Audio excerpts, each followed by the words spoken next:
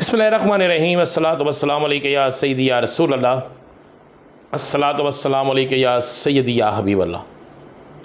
دوستو، میں آپ کا رانا محمد عظیم۔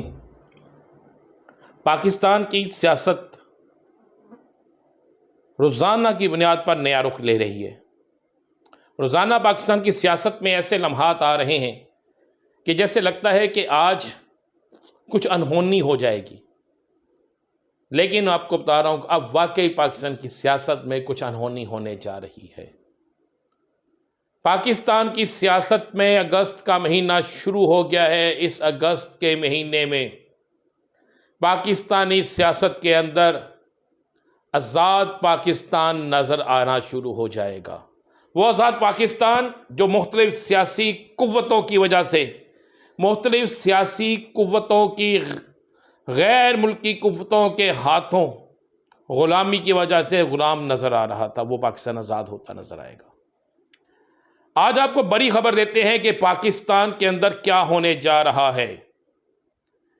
آج 3 میٹنگیں ہوئیں بڑی خفیہ، ہم خفیہ تو نہیں کہہ سکتے یہ، لیکن 3 میٹنگیں، بڑی اہم 3 میٹنگیں ہوئیں، ایک لاہور میں، ایک اسلام آباد میں اور ایک باؤجی کے پاس۔ تینوں میٹنگز میں باؤجی موجود تھے۔ اس کے بعد باؤجی کی اپنی میٹنگ بھی وہاں پہ ہوئی اور اس میں بہت سے اہم فیصلے ہوئے۔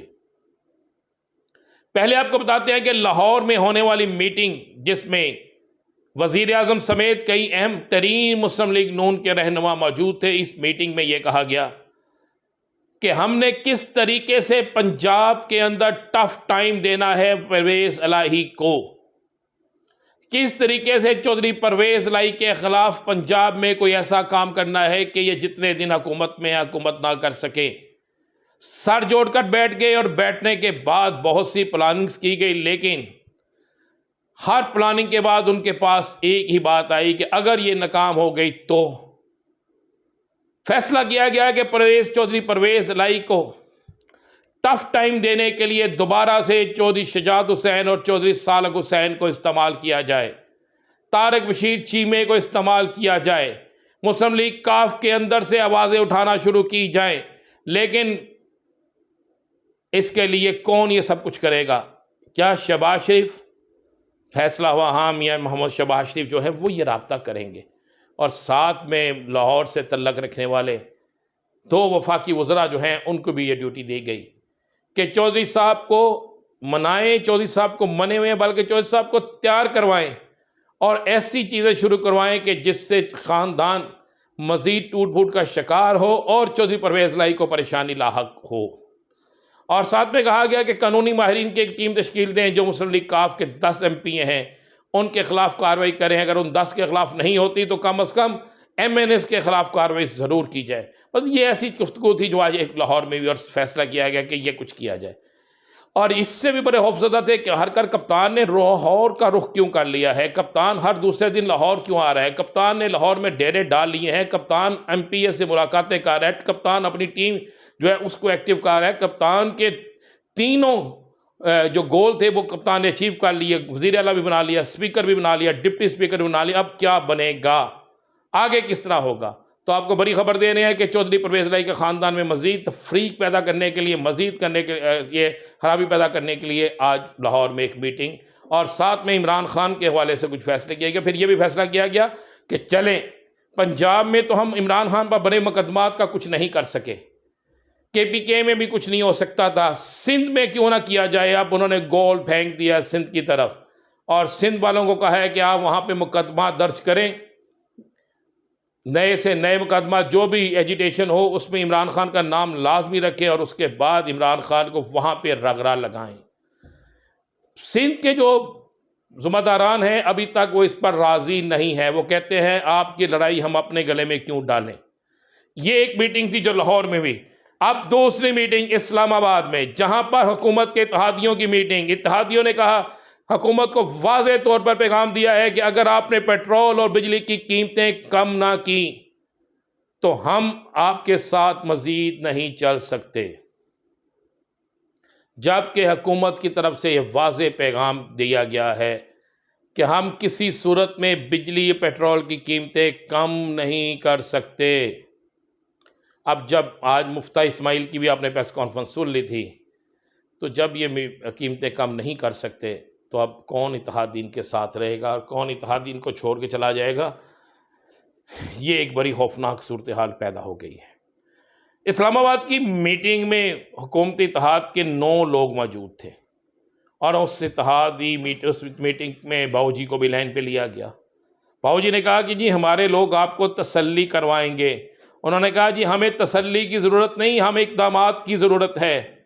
ہم باہر تو کہہ رہے ہیں کہ حکومت ٹائم نکالے گی، لیکن ہمیں پتہ ہے کہ حکومت ٹائم نہیں نکال رہی۔ حکومت کسی صورت میں اپنا وقت پورا نہیں کرے گی۔ اگر ہمیں الیکشن میں جانا پڑتا ہے 5 سے 6 ہفتوں کے بعد الیکشن کی طرف عوام میں جانا پڑتا ہے، تو پھر ہم کس طرح جائیں گے؟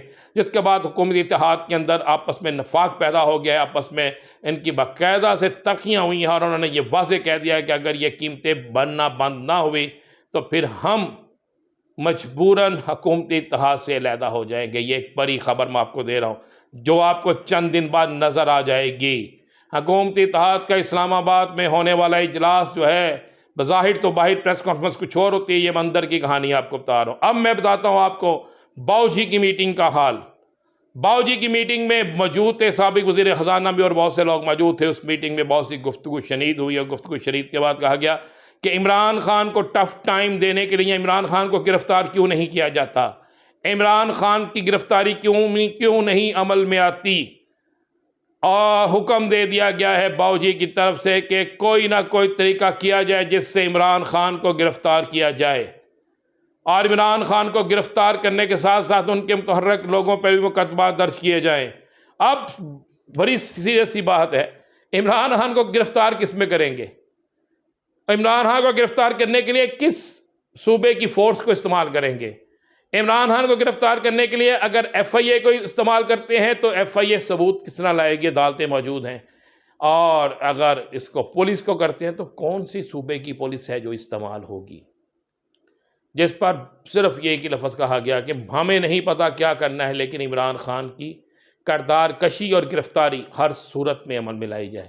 اگر عمران خان گرفتار نہیں ہوتا تو پھر اس کے ارد گرد 2-3 ایسی بڑی گرفتاریاں کی جائیں کہ جس سے خوف و ہراس پیدا ہو جائے اور اس کے لوگ ڈر جائیں۔ اب میں آپ کو بڑی خبر دیتا ہوں، یہ ساری معلومات عمران خان تک بھی پہنچ چکی ہیں۔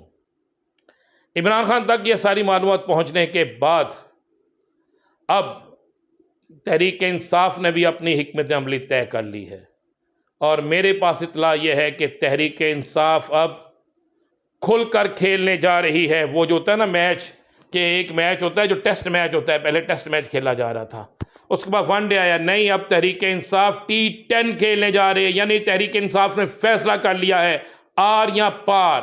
نہ تو وہ اب پرواہ ہوگی کہ کون سی حکومت ہماری بچتی ہے کون سی نہیں بچتی، صوبے بچا کے کی کوشش کریں گے، اور ساتھ وفاق جو ہے اس کو الٹا دیں گے۔ اور جو وفاق میں یہ نئی چال چلی گئی ہے کہ کچھ لوگوں کے استعفے منظور کیے گئے ہیں تاکہ وہاں ضمنی الیکشن ہو، تو یہ ضمنی الیکشن بھی حکومت کے گلے کی ہڈی بن جائے گا، ایسی ہڈی جو حکومت نہ اندر نکل سکے گی نہ باہر پھینک سکے گی۔ اور میں آپ کو بتا دوں کہ آئندہ 48 گھنٹوں میں ان انتخابات کو بھی چیلنج کیا جا رہا ہے کہ استعفے منظور کرنے ہیں تو سب کے کریں، 10 یا 11 کے استعفے کیوں، اور جن ڈیٹوں میں استعفیٰ منظور کیا جا رہا ہے اس کے بعد الیکشن ممکن نہیں ہے۔